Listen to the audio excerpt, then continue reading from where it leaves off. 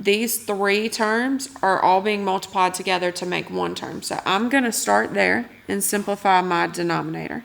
So in the denominator, I've got negative 2 times 6, which is going to give me negative 12. Then I have x squared, and then a third x right there. So x squared plus x to the first, or x squared times x to the first.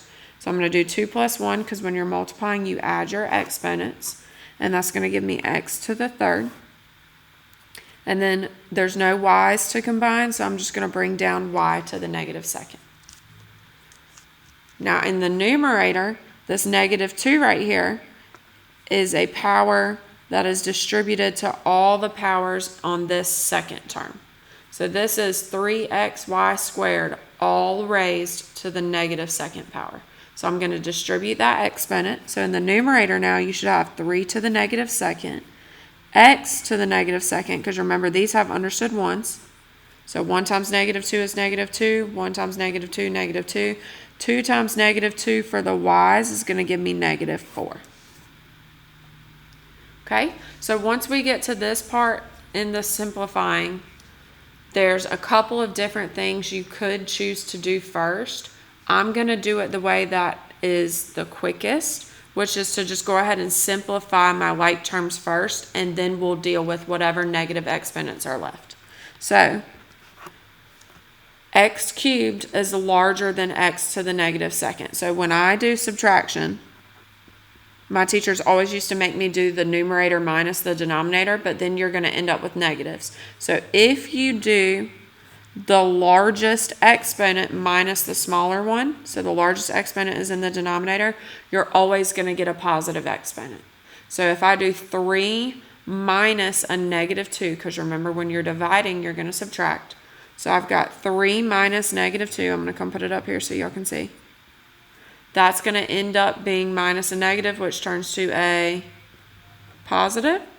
So 3 plus 2 is just 5. So that's going to be x to the fifth. And then if you look at your y's and you combine those like terms and do the same thing, the larger exponent is in the denominator. So I'm going to leave my y's in the denominator. Negative 2 minus a negative 4 turns into a positive. Negative 2 plus 4, which is just a positive 2.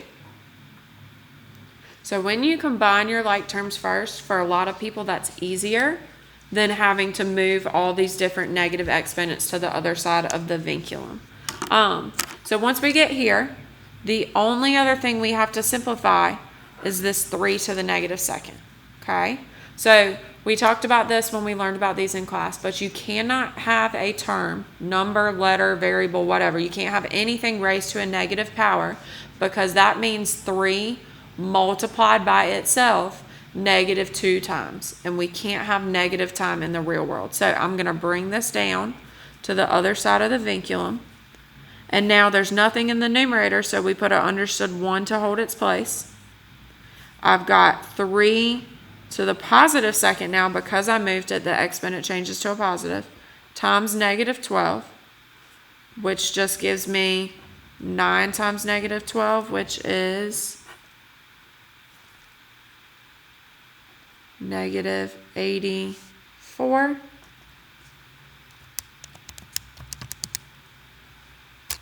I'm done. Negative 108. Y'all, teaching is hard. Negative 108, and then you're left with your x to the fifth, y to the second. So this should be your final answer for number 14. All right, that's one of the most challenging ones up here. So the others should go rather quickly compared to that one. So for number 15, if you look at 15, the first thing you should notice is that there's 2 different exponents out here, which means this first term is all being cubed, and this second one is all being raised to the negative second power. So I've got to distribute my exponent. So this is going to give me 2 cubed x to the 30th, y to the 15th, because remember when you distribute, you're multiplying, times, and then in the second one, I'm distributing the negative second power. So this is going to be negative 5 to the negative second, and then x to the negative 14th, because we're multiplying again. All right, so now to simplify this, I'm going to go ahead, like I said earlier, and combine my like terms. So do you guys see x to the 30th and x to the negative 14th? We're multiplying these two terms, which means we do what with the exponents? We're going to add them. So if you do 30 plus negative 14, that should give you 16. Are there any other y's to combine? No. So I'm going to bring those down. And then times negative 5 to the negative second power. Now we just talked about how you can't have a negative exponent. So we're supposed to move it to the other side of the vinculum. There isn't a vinculum here. So we do know though that this is over an understood 1. So I'm going to move this negative 5 to the negative second power down here underneath this numerator. Are y'all okay if I go ahead and simplify? So 2 cubed is going to give me 8. So this is 8x to the 16th, y to the 15th, over negative 5, and now this is squared. And we know that negative 5 squared is just 25. And we can't simplify 8 divided by 25, so this is our final answer.